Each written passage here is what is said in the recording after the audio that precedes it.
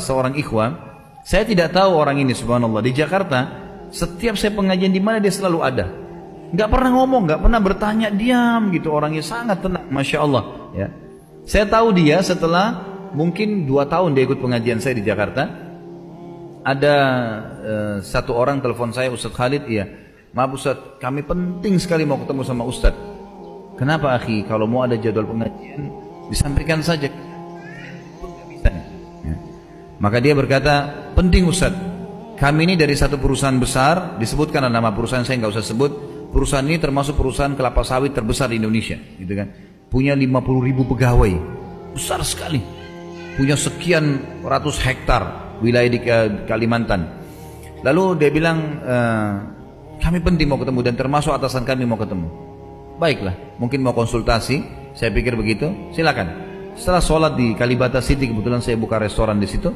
Ada masjid yang juga saya bina. Habis sholat ketemu di restoran, duduk ngobrol.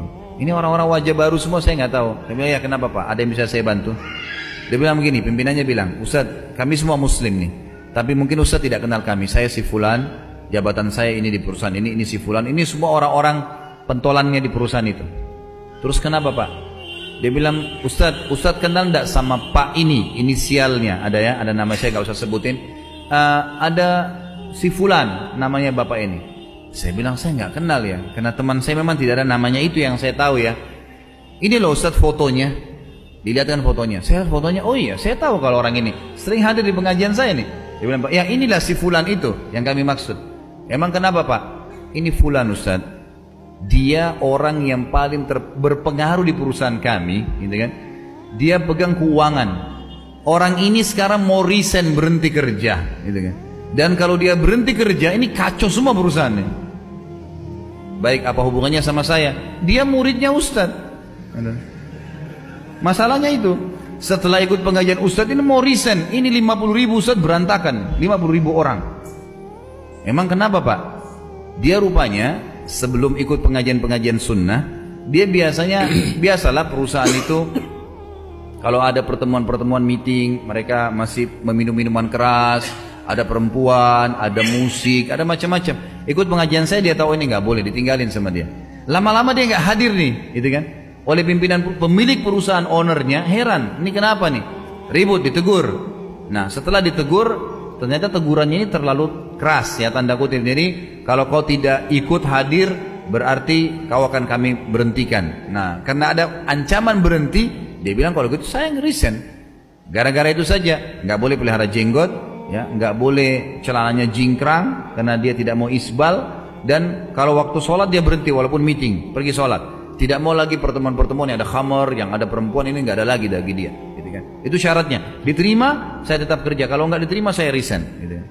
Dan sekarang ini ternyata setelah dia ajukan surat resign, owner kita betul-betul tadinya menganggap itu adalah sebuah hal yang biasa, mungkin dengan ancaman dia berhenti karena non muslim yang punya ya.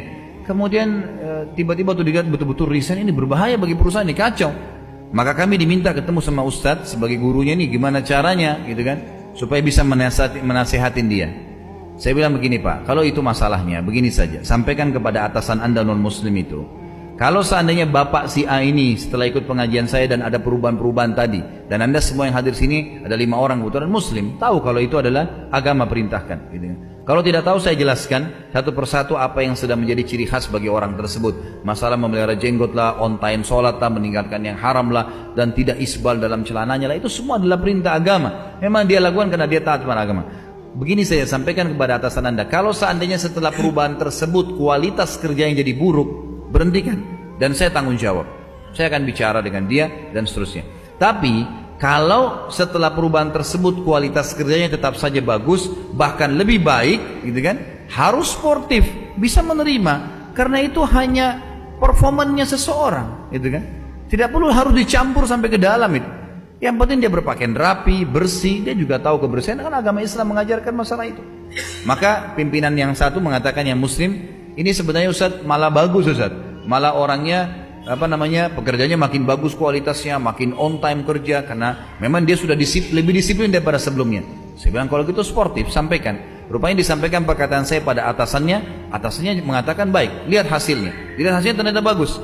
Semenjak itu atasannya non muslim pun mengatakan silakan kalau gitu. Dan sekarang Masya Allah hampir seluruh anggota perusahaan itu yang saya dapat informasi Ramadan kemarin saya diundang ke situ, yang muslim itu kalau azan mereka sholat, kalau mereka istirahat mereka dengarin ceramah saya di YouTube. Jadi sudah alhamdulillah terbentuk komunitas itu.